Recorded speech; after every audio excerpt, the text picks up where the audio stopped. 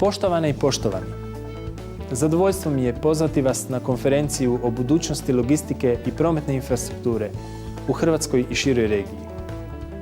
Bez racionalne i ekološki prihvatljive infrastrukture zasigurno nema temelja za budući razvoj bilo koje zemlje u regiji. O razvoju infrastrukture na konferenciji izlagat će najeminentniji stručnjaci i politički lideri, ministri i potpredsjednici vlada iz Hrvatske i regije. Pitanja koja želimo postaviti i na koja želimo dati jasne i precizne odgovore su pitanja odgovornosti i uloge političkih elita za stvaranje preduvjeta koji će garantirati kvalitetan i održiv razvoj. Što i kako napraviti? Iz kojih sredstava financirati velike infrastrukturne projekte? Kako pokrenuti one nužne projekte o kojima se poput riječke pruge govori već više desetljeća? Isto tako, naš cilj je pomoći društvu da infrastruktura zaista postane temelj razvoja, a ne teret proračuna, odnosno poreznih obveznika.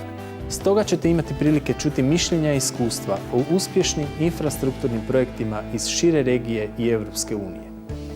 Okupljanje ovako velikog broja najeminentnijih stručnjaka, kao i onih koji donose odluke o budućnosti prijeko potrebnih infrastrukturnih projekata, ne daje nam samo mogućnost, već i priliku za razmjenu informacija. Jer kroz javno sudjelovanje i javnu raspravu mi hoćemo utjecati na brzinu i kvalitetu donošenja ključnih odluka za razvoj društva, te tako kao pojedinci aktivno i odgovorno sudjelujemo u razvoju društva u cjelini.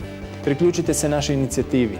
Na taj način svojim sudjelovanjem dajte podršku ovoj ideji, koja je prepoznata i podržana od predsjednika Republike Hrvatske dr. Ive Josipovića i pod pokroviteljstvom Ministarstva mora, prometa i infrastrukture.